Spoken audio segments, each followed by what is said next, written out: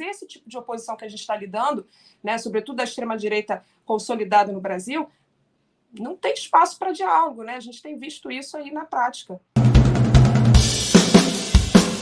Então, começou a CPMI dos atos golpistas. Deixa eu colocar aqui, eu separei aqui na tela, para a gente ver junto, quem serão os titulares e suplentes.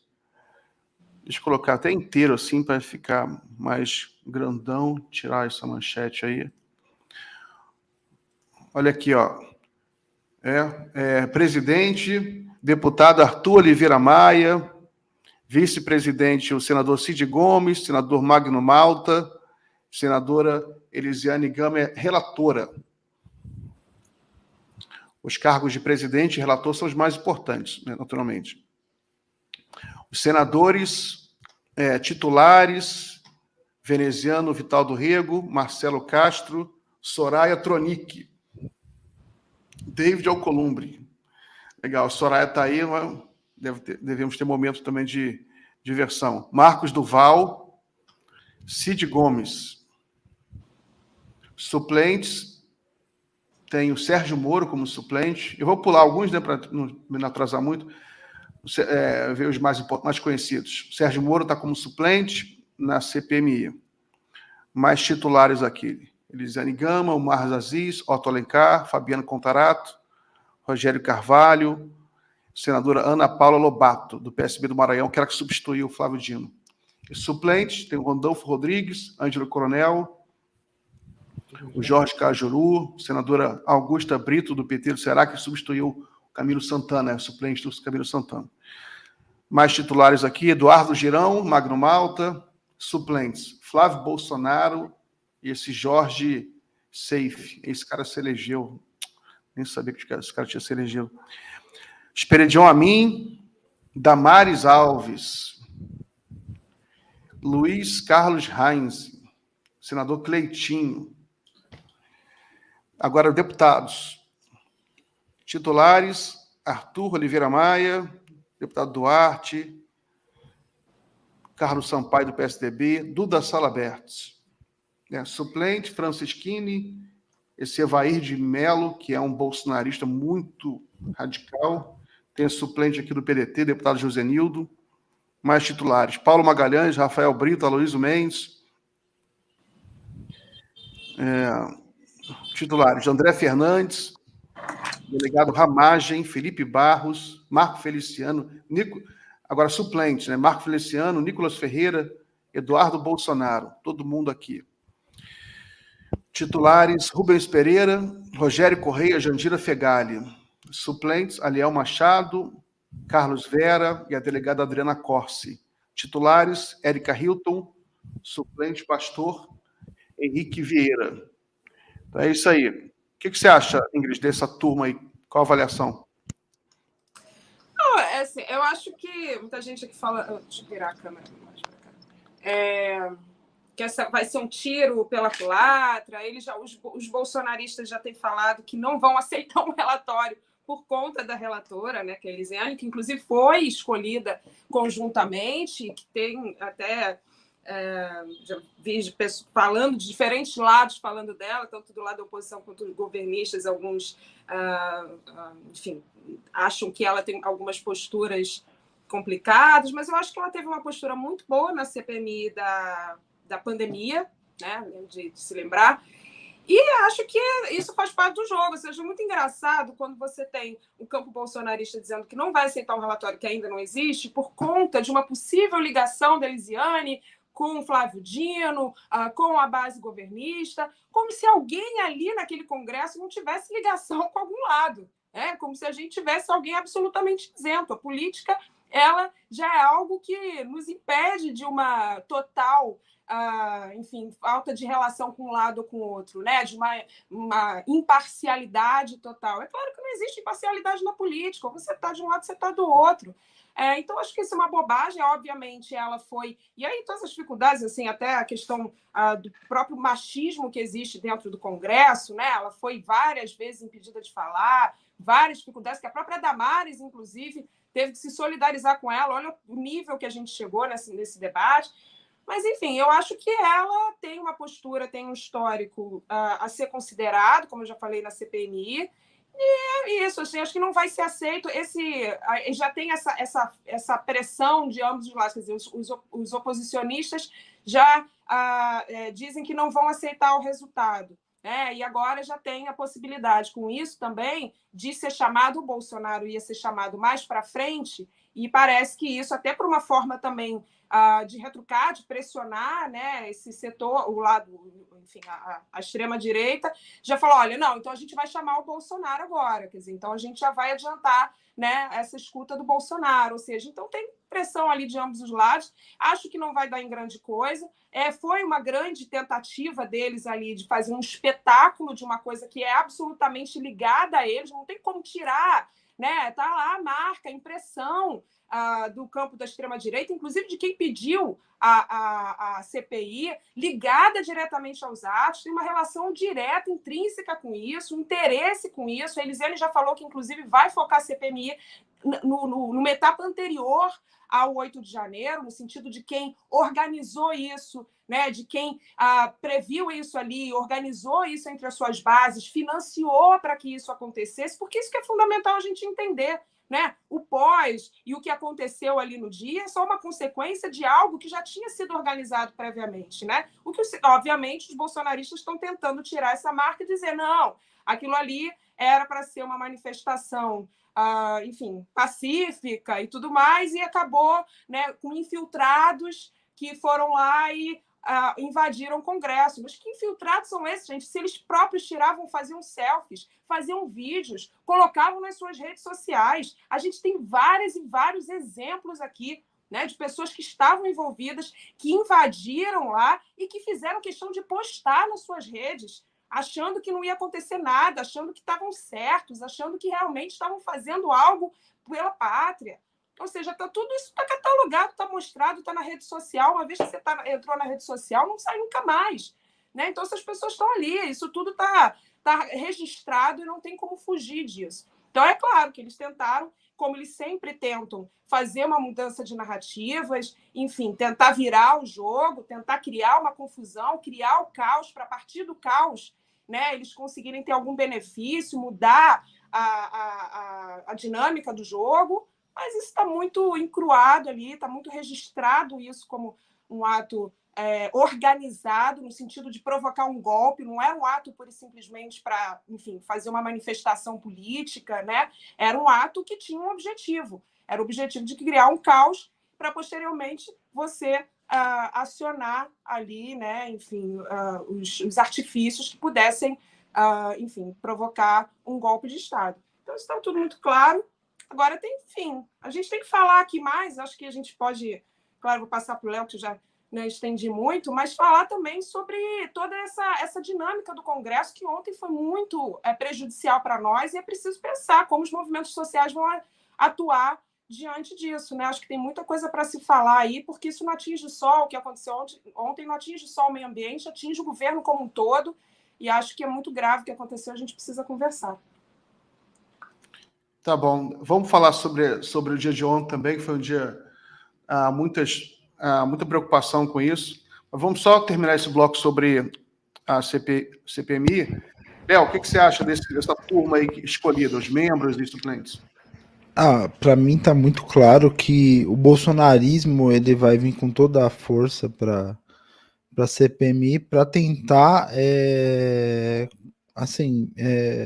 fazer o pombo enxadrista, né? Impedir qualquer coisa de acontecer, qualquer conclusão séria, para tentar transformar num barraco mesmo, numa coisa. Isso me lembra um pouco o que foi a CPMI das fake news lá em 2019, que também acabou não dando em nada. Só que assim, os bolsonaristas são minoria e eles claramente estão aí para sabotar os trabalhos, visto que eles gostariam de uma CPMI onde eles fossem maioria. E eles conseguiram esse espaço não na CPMI dos atos golpistas de 8 de janeiro, mas na CPMI do MST. Então, me parece que a prioridade dos bolsonaristas vai ser a de focar na CPMI do MST, que inclusive tem como presidente o Ricardo Salles, e tirar e tentar sabotar de todas as formas as investigações, aliás, a CPI do MST, porque é só Câmara. E tirar o foco, tirar a seriedade da CPMI dos atos golpistas. Isso me parece bem claro. Agora, quanto à composição. Primeira coisa, o presidente, o Arthur Maia, ele está aí basicamente na cota do Arthur Lira. Ele é um cara muito próximo ao Arthur Lira. Então, não esperemos nada de muito diferente do que é a postura do Arthur Lira. Ele não vai acatar grandes...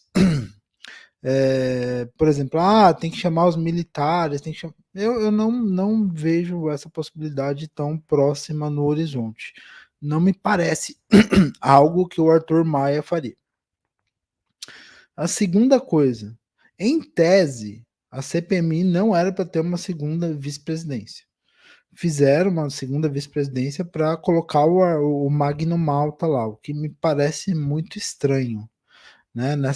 E eu acho que já é uma articulação aí do próprio Arthur Maia para ter um suposto equilíbrio de forças na CPMI. Né? Então, isso é bastante complicado. E, em terceiro lugar, eu acho que, os governistas, eles têm que estar bastante afiados, eles têm que fazer um papel importante e eles têm que subsidiar a Elisiane para apresentar o melhor relatório possível. Os bolsonaristas não vão aceitar. Vota-se o relatório. Se ele tiver maioria, ele é aprovado. Se ele não tiver maioria, ele não é aprovado. Mas é preciso fazer essa articulação interna para que seja aprovado um relatório e que, de fato, esse relatório vá resultar em investigações. Né? Então, a gente tem aí 3 meses de CPMI, prorrogável por mais 3 meses, mas, enfim, hoje eu vejo que a missão dos bolsonaristas aí é provocar o máximo de tumulto possível e tentar sabotar o governo através, principalmente da CPI do MST, mas também de outras atitudes na Câmara e no Senado, como as que nós estamos vendo, João.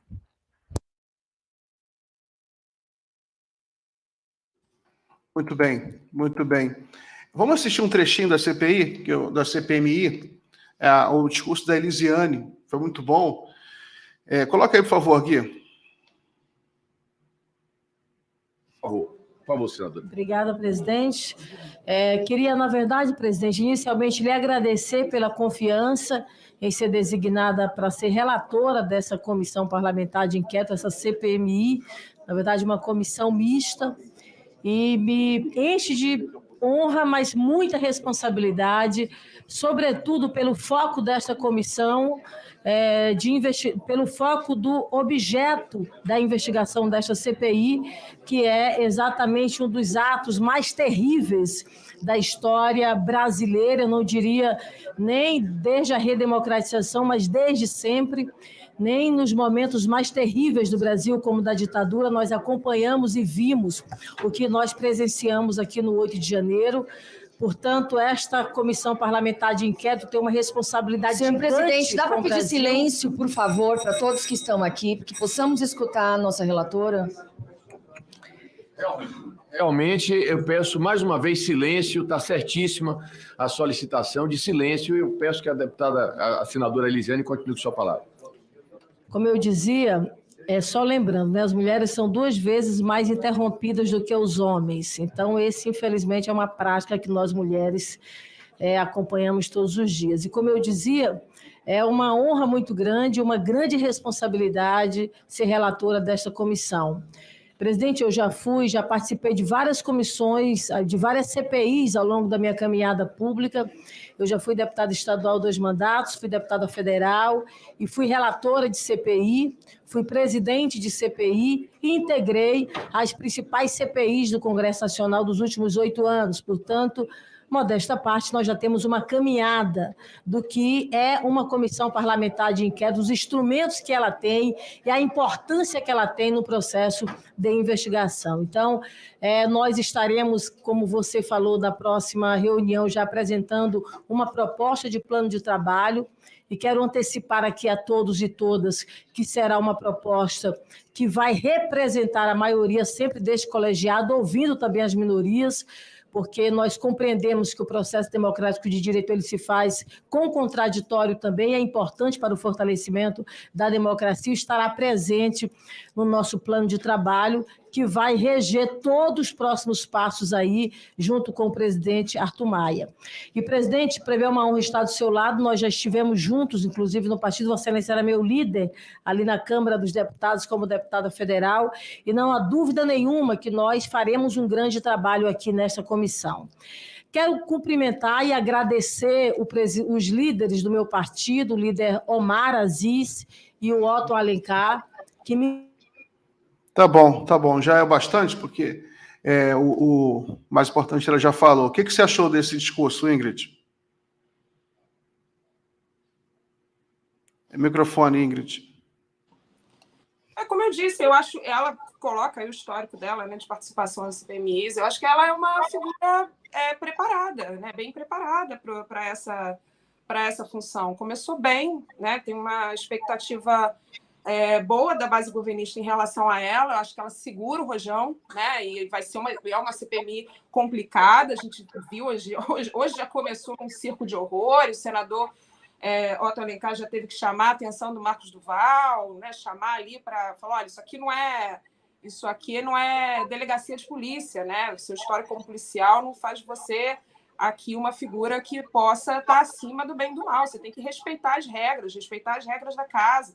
Então, assim, a gente já vê como que a coisa, obviamente, uma CPMI extremamente tensa, pelas razões que, inclusive, formam essa CPI já de antemão, e ela me parece aí uma figura que, inclusive, até essa própria sintonia dela com o Flávio Dino, enfim, eu acho que ela é uma figura bastante preparada na política e na própria gestão ali de como funciona uma CPMI. Então, acho que é uma figura que se tem...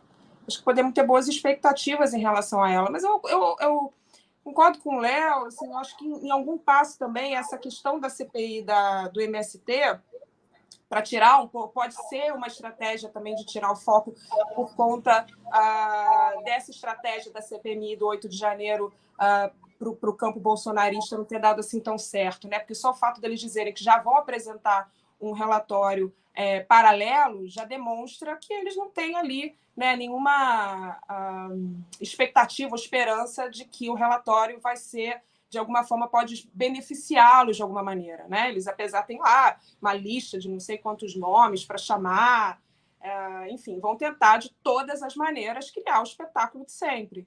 Mas acredito que eles já não estejam colocando tanta força nisso, e aí vão criando outras estratégias para poder tirar o foco dessa CPMI. Então, a gente vai ter muitas batalhas pela frente e a gente já viu que está começando, né? Essa briga e essas questões mais duras aí na articulação com o Congresso, acho que só tendem a piorar. A gente vai ter que pensar aí como criar estratégias realmente para tentar minimamente dar forças, né, para que o governo possa apresentar, assim, não perder tanto no sentido das políticas públicas, porque a gente já viu o que aconteceu ontem. Então, não dá para a gente esperar que isso vá acontecendo mais. Eles não estão respeitando e não tem... A gente vê que não tem nenhuma articulação, porque por mais que você tenha... A gente sabe muito bem, pode ser um governo progressista, mas ele tem minimamente interlocução com determinadas pautas no Congresso, ainda que seja com a oposição. Mas esse tipo de oposição que a gente está lidando, né, sobretudo da extrema-direita consolidada no Brasil, não tem espaço para diálogo, né? A gente tem visto isso aí na prática.